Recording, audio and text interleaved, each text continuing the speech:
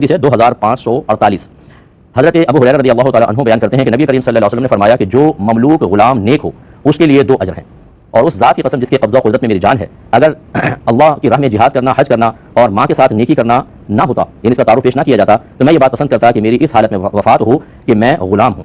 یہ دیکھیں نبی کریم صلی اللہ علیہ وسلم ارشاد فرما رہے ہیں کہ جو مملوک غلام نیک ہو اس کو اللہ 2 اجر عطا فرماتا ہے۔ ایک اللہ کے نیک کا مطلب کیا ہے؟ وہ اللہ کی اطاعت و فرمانبرداری کرے، اور پھر دوسرا ایک دنیاوی لحاظ سے نیکی کا پہلو کیا ہم کہتے ہیں بڑا نیک بچہ ہے، بڑا نیک غلام ہے، فرمانبردار، مطیع و اطاعت گزار اور صحیح طریقے سے عمل کرنے والا۔ تو سرکار شاہ فرماتے ہیں کہ اس ذات کی قسم جس کے قبضہ و قدرت میں میری جان ہے کہ اگر اللہ کی راہ میں جہاد کرنا، حج کرنا اور ماں کے ساتھ نیکی کرنا، یہ اس کا تعارف پیش نہ کیا جاتا، تو میں یہ پسند کرتا کہ میری حالت میری وفات اس حالت میں ہو کہ میں غلام ہوں۔ کیونکہ کئی انبیاء علیہ السلام نے غلامی کا دور بھی کاٹا ہے، اور انہوں نے اس غلامی کے دور میں اللہ تبارک و تعالیٰ کی بارگاہ میں مکمل طور پر، جیسے انبیاء علیہ السلام معصوم ہوتے ہیں لیکن مکمل طور پر اللہ کی بارگاہ میں اپنی قلبی رضا کے ساتھ عبادات کی ہیں اور اس معاملے پہ راضی رہے ہیں۔ جیسے یوسف علیہ السلام آپ کو غلام بنا لیا گیا اور ایک طویل عرصے تک آپ غلام رہے، حقیقتاً غلام تو نہیں تھے، ایسی وقت نصر ایک بادشاہ گزرا تھا، اس نے حضرت دانیال علیہ السلام کو اپنا غلام بنا لیا تھا۔ تو اس طریقے سے انبیاء علیہ السلام میں سے بات سے ثابت ہے کہ ایک دور غلامی جو چاہے ان پہ مسلط کیا گیا لیکن انہوں نے گزارا۔ تو رحمت کونین صلی اللہ علیہ وسلم اشارہ فرما رہے ہیں کہ یہ ایک ویسے تو غلامی اگر دیکھا جائے آزادی بڑی نعمت ہے، اور غلامی اس کے مقابلے میں یقینی سی بات ہے کہ مشقت کا باعث ہے، اور یہ اصول یہ ہوتا ہے کہ اگر اللہ نے کوئی بڑی نعمت دی ہو تو ارذل کی طرف آنا مناسب نہیں، نہ اس کی تمنا کرنا مناسب ہے۔ لیکن یہ ایک جہت ہے جو میں نے آپ کو بتائی۔ دوسری جہت کیا ہے کہ اجر و ثواب کے اعتبار سے، کہ ایک عام آدمی ہے اگر آزاد ہے، وہ اللہ کی اطاعت کرتا ہے، اس کے لیے 1 اجر ہے،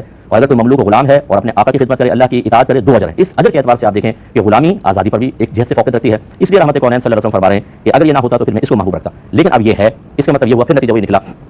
کہ جب اللہ تعالیٰ نے ایک غلام، نیک غلام کی مثل جو بالکل مطیع و فرمانبردار ہو، اللہ کا بھی آقاؤں کا بھی، جو اس کے لیے اجر رکھا، وہ دوسرے نیک اعمال میں اس سے بڑھ کر بھی رکھا، بہتر رکھا، اور آزادی بھی ہے، تو پھر بہتر ہے کہ اسی طرف آدمی توجہ رکھے۔ اور وہ سرکار نے فرمایا اللہ کی راہ میں جہاد کرنا، حج کرنا، ماں کے ساتھ نیکی کرنا، ورنہ تو اور بھی بہت سارے عمل ہیں لیکن 3 کو یہاں سرکار نے بیان فرمایا، کیونکہ جہاد جو ہے اس میں اپنی جان اور مال قربان ہوتا ہے، حج میں مشقت عظیمہ ہے، اور ماں کی خدمت میں آدمی کو بہت زیادہ اپنے نفس کو زیر کرنا پڑتا ہے، جبکہ خاص طور پہ ماں باپ بوڑھے ہوں تو تھوڑا سا چڑچڑے ہو جاتے ہیں، بیماریاں وغیرہ ہو جاتی ہیں، وہ زیادہ توجہ کے طالب ہو جاتے ہیں۔ اور ایک نوجوان جو ایک مصروف زندگی میں ہے، بیوی بچوں کو بھی ٹائم دینا ہے، کاروبار جاب پر بھی، اس کے ساتھ ساتھ اپنے ماں باپ کی کفالت بھی کر رہا ہے، تو لازم بات ہے کہ اس میں اس کے لیے مشقت زیادہ ہے۔ اس لیے سرکار نے ان اعمال و افعال کو خاص طور پر ذکر کیا، ورنہ تو نماز بہت افضل عبادت ہے۔ اس کا مطلب یہ ہوا کہ بعض اوقات چند مخصوص چیزوں کا ذکر کر دیا جاتا ہے، لیکن یہ مراد نہیں ہوتا کہ جن کا ذکر نہیں کیا وہ سب ان سے کمتر درجے کی ہیں اور بیکار ہیں، تو ذہن میں رکھیں۔ لہٰذا اب ہونا کیا چاہیے کہ اللہ تعالیٰ نے ہمیں آزاد پیدا کیا، اللہ تعالیٰ کا شکر ادا کریں، ان جگہوں پر غور کریں کہ جہاں بظاہر مسلمان اسلامی اعتبار سے تو آزاد ہے لیکن دیگر معاملات میں ایک غلام کسی حیثیت گزار رہا ہے، مشقت ہے، ظلم ہے، جان کا خوف ہے، مال کا خوف ہے، عزت و آبرو کے چلے جانے کا خوف ہے، اور بعض جگہ تمام خوفوں سے اللہ تعالیٰ نے مسلمان کو پاک و صاف رکھا ہے، تو اللہ کا شکر ادا کرنا چاہیے۔ اور پھر جب اللہ کا شکر ادا کر لیا ہم نے احساس نعمت کر لیا، تو پھر ہونا کیا چاہیے؟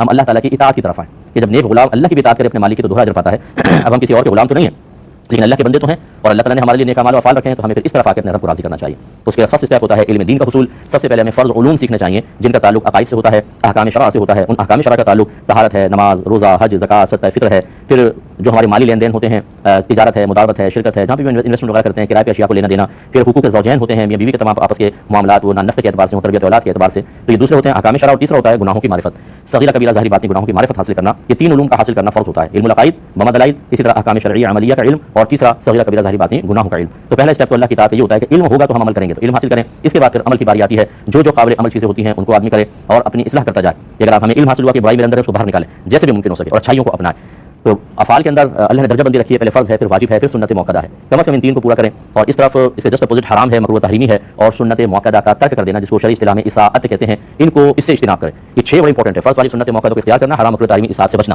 اس پر آدمی استقامت کر حاصل کرے۔ اس کے علاوہ اپنا وقت کو ضائع نہ کرے، اچھے لوگوں کی صحبت میں رہے اور اپنے گھر والوں کی صحیح تربیت کرے، حق اللہ کے ساتھ حق العبد بھی ادا کرتا رہے، پھر ایک آدمی مطیع و فرمانبردار بنتا ہے، اور کامل مطیع و فرمانبردار، اور اس کے لیے بڑا اجر ہوتا ہے۔ تو کوشش کریں کہ اس طرح بھی توجہ کریں۔ ہم دنیاوی لحاظ سے تو کامل ہونا چاہتے ہیں، صحت ایسی ہو کوئی بیماری قریب نہ آئے، کپڑے زبردست قسم کے، گاڑی بہترین، مکان بہت اچھا، علاقہ جہاں رہیں وہ بھی بہت اچھا ہونا چاہیے، بچے بھی اعلیٰ اسکول کے اندر پڑھیں، ہر چیز اعلیٰ ہونی چاہیے۔ تو کردار، اخلاق، اللہ کی بارگاہ میں مقام و مرتبہ یہ بھی تو اعلیٰ ہونا چاہیے، اس کے بارے میں بھی ہمیں غور کرنا چاہیے۔ لیکن ہم نے دیکھا ہے کہ اخروی امور میں اکثر ہم قناعت پسند ہو جاتے ہیں اور دنیاوی معاملات میں سب سے آگے بڑھنے کی کوشش کرتے ہیں، تھوڑا سا ہمیں اپنے رویوں پر غور کرنا ہوگا۔